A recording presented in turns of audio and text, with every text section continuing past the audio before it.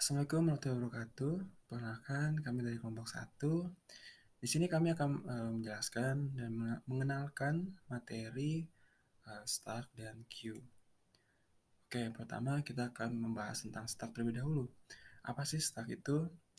Apa fungsi stack, terutama dalam bahasa pemrograman C++?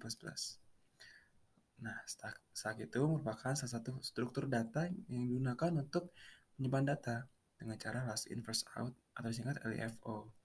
Artinya, data terakhir yang masuk akan menjadi data pertama yang keluar. Dalam bahasa pemrograman C++, stack dapat diimplementasikan menggunakan tipe data array atau linked list. Terdapat dua operasi utama dalam stack, yaitu push, yaitu menambahkan data ke dalam stack, dan juga pop, yaitu mengeluarkan data dari stack.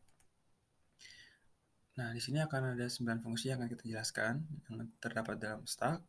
Yang pertama itu adalah deklarasi stack, kedua ada size, ketiga ada top, keempat empty, kelima push, keenam display, ketujuh pop, kedelapan clear, dan kesembilan find. Nah, pertama-tama kita akan membahas deklarasi stack dulu ya. Stack dibuat dengan menggunakan array dari sebuah variabel bertipe integer yang berguna untuk menunjukkan posisi top pada stack. Nah, fungsi selanjutnya ada size. Fungsi size pada stack digunakan untuk mengembalikan jumlah elemen yang terdapat pada stack dan menghitung jumlah elemen pada stack tersebut. Dalam aplikasi praktis, size dapat digunakan untuk memeriksa ukuran atau jumlah data atau informasi pada stack sebelum melakukan operasi pada stacknya, seperti menambah atau menghapus elemen. Dalam pemrograman, salah satu contoh penggunaan size adalah pada implementasi algoritma yang membutuhkan akses ke sejumlah elemen pada stack. Contohnya pada implementasi algoritma pemrosesan ekspresi postfix. Di sana, size digunakan untuk memeriksa jumlah operand pada stack. Yang kedua adalah fungsi empty. Fungsi empty pada stack digunakan untuk mengembalikan nilai true jika stacknya kosong dan false jika sebaliknya. Untuk memeriksa apakah stack kosong atau tidak, dalam aplikasi praktis, empty dapat digunakan untuk memeriksa apakah terdapat data atau informasi pada stack sebelum melakukan operasi pada stacknya, seperti menambah atau menghapus elemen. Fungsi-fungsi selanjutnya akan dijelaskan oleh teman saya. Terima kasih. Baik, saya akan menjelaskan tentang fungsi top. Jadi kegunaan dari fungsi top ini adalah untuk membaca nilai elemen teratas pada stack tanpa menghapusnya. Dengan fungsi top, kita dapat mengakses elemen yang terdapat pada bagian atas stack. Nah, ini adalah gambaran dari top. Ketika elemen A ditambahkan, maka topnya akan berada di A. Ketika elemen B ditambahkan, maka elemen B akan menjadi top. Ketika elemen C ditambahkan, maka topnya berada di elemen C. Lalu selanjutnya ada push. Fungsi push ini pada stack digunakan untuk menambahkan elemen pada bagian atas stack. Saat elemen baru ditambahkan, elemen tersebut menjadi elemen teratas pada stack. Secara singkatnya, kegunaan dari fungsi push ini adalah untuk memasukkan data atau informasi baru ke dalam stack. Nah, ini adalah gambaran dari push. Jadi push ini, jadi elemen A ini akan berpindah ke dalam stack, maka A akan menjadi top, B dipindahkan ke stack, maka B akan menjadi top, C dipindahkan ke stack, maka C akan menjadi top. Dalam aplikasi praktis, push dapat digunakan untuk menyimpan informasi seperti nama pada bagian atas stack. Ketika ada informasi baru yang masuk, informasi tersebut dapat ditambahkan stack menggunakan fungsi push, sehingga informasi tersebut menjadi elemen teratas pada stack. Nah, ini adalah codingan dari push. Selanjutnya ada pop. Fungsi pop ini pada stack digunakan untuk menghapus elemen dari bagian atas stack. Saat elemen dihapus, elemen yang berada di bawah elemen yang dihapus menjadi elemen teratas pada stack. Secara singkatnya, kegunaan dari fungsi pop ini adalah untuk mengambil informasi atau data terbawa dari dalam stack dan menghapusnya dari stack. Nah, ini adalah gambaran dari pop. Seperti ini, ketika elemen A dipindahkan ke luar atau dihapus dari stack yang ada, maka topnya akan berpindah ke B. Lalu ketika B dikeluarkan, maka secara otomatis stack-nya kosong, stack B kosong, dan topnya akan berpindah ke C. Ketika C dikeluarkan, maka stack-nya kosong dan topnya pun menghilang. seperti itu. Nah, ini adalah codingan dari POP. Lalu selanjutnya ada display. Display ini digunakan untuk menampilkan isi data dari stack. Jika stack dalam kondisi berisi, maka isi stack akan ditampilkan proses perdolangan mulai dari nilai yang terakhir dimasukkan. Nah, seperti ini gambaran dari display. Lalu ini adalah codingan dari sederhana dari display. Langsung selanjutnya ke clear. Fungsi clear ini digunakan untuk menghapus semua elemen yang ada di dalam stack. Nah, ini anggapan kita bahwa stack ini terisi penuh. Ketika kita ingin meng-clear stack ini, maka gambarannya akan seperti ini. Nah, maka stack ini akan kosong. Yang tadinya terisi penuh, setelah ada fungsi clear, maka stack-nya kosong. Lalu ini adalah codingan dari clear. Lalu selanjutnya ada fungsi find. Find ini digunakan untuk mencari nilai yang berada pada suatu stack. Adapun algoritma find yaitu sebagai berikut, pengecekan apakah top dalam keadaan kosong atau tidak. Jika stack dalam keadaan kosong, top sama dengan min 1, maka kita tidak akan bisa melakukan pencarian karena data yang akan dicari tidak ada. Jika stack dalam keadaan berisi, maka pencarian akan dilakukan. Teknik yang digunakan dalam proses pencarian stack menggunakan pencarian sekuensial. Setiap angka pada stack akan dicek secara satu-satu sampai data yang diinginkan ditemukan. Nah, ini merupakan gambaran dari find. Misalkan ketika user ingin memerintah untuk mencari data B pada stack, maka indeks kedua adalah A, indeks ke-1 adalah B, indeks ke-0 maka adalah C. Maka data B ditemukan pada indeks ke-1. Seperti itu. Nah, ini ada codingan dari sederhana dari find. Baik, terima kasih. Assalamualaikum warahmatullahi wabarakatuh. Baiklah, selanjutnya di sini saya akan menjelaskan tentang queue. Nah, queue itu apa sih? Queue itu adalah salah satu tipe data struktur yang digunakan untuk menyimpan sekumpulan data dengan cara yang mirip dengan antrian. Nah, queue ini sendiri terdapat pada STL atau Standard Template Library yang disediakan oleh C++. Lalu di sini terdapat beberapa komponen yang penting. Pertama adalah enqueue atau inqueue juga bisa dibilang. Enqueue ini merupakan tata cara masuk atau jalur masuk yang nantinya digunakan untuk data tersebut masuk ke dalam kumpulan dari data-data atau antrian. Lalu ada back atau tail atau bisa disebut juga dengan rear atau belakang. Nah, rear ini digunakan untuk sebagai jalur masuk dari enqueue. Jadi data yang semulanya di luar akan dipasangkan dengan back atau tail sehingga nanti data masukan yang tadi itu akan dijadikan sebagai tail selanjutnya. Lalu ada front atau head. Nah, front ini atau bagian depannya itu digunakan untuk proses dequeue, yang dimana dequeue ini adalah proses daripada pengeluaran data-data yang pertama kali masuk. Sehingga data tersebut akan dilepas, sehingga data yang sebelumnya dilepas menjadi head. Nah, terdapat berbagai karakteristik daripada queue. Yang pertama, dia itu first in, first out. Nah, FIFO ini apa sih? First in, yang artinya dia pertama kali masuk, dan first out, yang berarti dia pertama kali keluar. Nah, dalam penggambarannya kita menggunakan tiket counter. Nah, tiket counter ini dimana kita sering lihat lah ya, berbagai antrian untuk memesan, misalkan pada wahana bermain, misalkan Dufan deh. Nah, di sana ada pengunjung lah atau turis yang mungkin akan membeli sebuah tiket. Nah, tata tertib yang harus kita lalui yaitu kita harus mengantri dong. Nah, dalam proses mengantri ini, orang yang pertama kali masuk, dia yang akan dilayani pertama kali. Nah, disinilah yang terjadi. Nah, oldest person atau bisa dibilang ini mungkin first person ya. First person ini merupakan orang yang pertama kali masuk.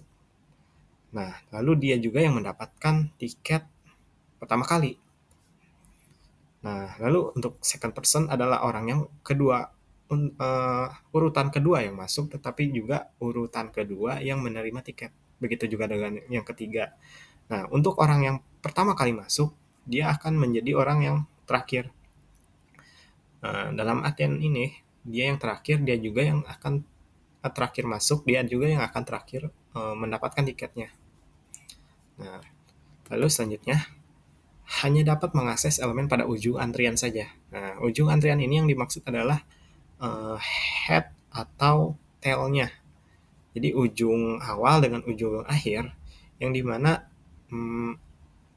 hanya ada satu jalur masuk atau hanya satu jalur keluar.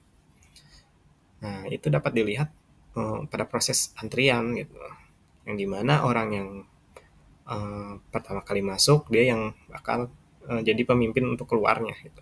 Sedangkan untuk yang terakhir kali masuk dia akan menjadi orang yang menjadi jalur masuknya gitu. Menjadi urutan paling terakhir.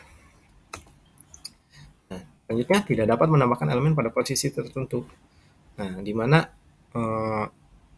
antrian ini punya tata tertibnya sendiri, yang dimana tata tertibnya itu nggak boleh menyerobot antrian orang. Nah, sering dong pada antrian itu kita harus mendahulukan yang terlebih dahulu gitu, daripada yang tua yang lebih dahulu. Ini lebih ke yang pertama kali masuk, ya dia yang didahului gitu. Itu udah sering dan merupakan tata tertib dalam pengantrian. Begitu juga dengan queue ini, yang merupakan antrian juga. Nah, pada queue ini, Anda bisa lihat di NQ. Nah, NQ itu adalah proses masuk tadi. Proses masuk yang dimana setiap kali masuk dia akan bertambah tuh. 1, 2, 3, 4. Lalu ada DQ, yang DQ ini adalah jalur keluarnya. Jalur keluarnya itu dapat Anda lihat 1, 2, 3, 4. Nah, tapi nanti dia keluarnya satu-satu. Nah, untuk jalur masuk dan jalur keluarnya itu sendiri, seperti yang tadi saya bilang, itu ada satu-satu. Satu jalur masuk, satu jalur keluar. Nah, satu jalur masuknya itu ada di tail, sedangkan satu jalur keluarnya ada di head. Selanjutnya, digunakan dalam situasi membutuhkan first in, first out. Nah, contoh paling sederhana yang tadi, tiket counter. Jika kalau masih ada yang mungkin kurang, ada itu antrian di tol. Nah, antrian di tol, kalau misalkan Anda lihat ya, itu tuh antrian dari mobil-mobil yang ingin memasuki tol. Nah, hanya ada satu jalur untuk setiap pengecekan dana, misalkan untuk pembayaran dana di tol. Nah, dengan konsep first in first out ya, yang seperti tadi saya bilang, first in ini yaitu orang yang pertama kali masuk, dia juga yang pertama kali keluar. Nah, untuk implementasinya itu sendiri dapat digunakan di tipe array atau linked list. Nah, untuk array itu sendiri, dia tuh menggunakan menandai dirinya sendiri itu di indeks 0 dan indeks 6. Nah, selain itu, dapat dipastikan 1 sampai 5 itu merupakan body. Nah, kalau Anda lihat nih ya di sini, NQ atau proses atau jalur masuknya itu sendiri berada di 0. Yang dimana ini tuh bisa kalau di linked list dijadikan tail-nya.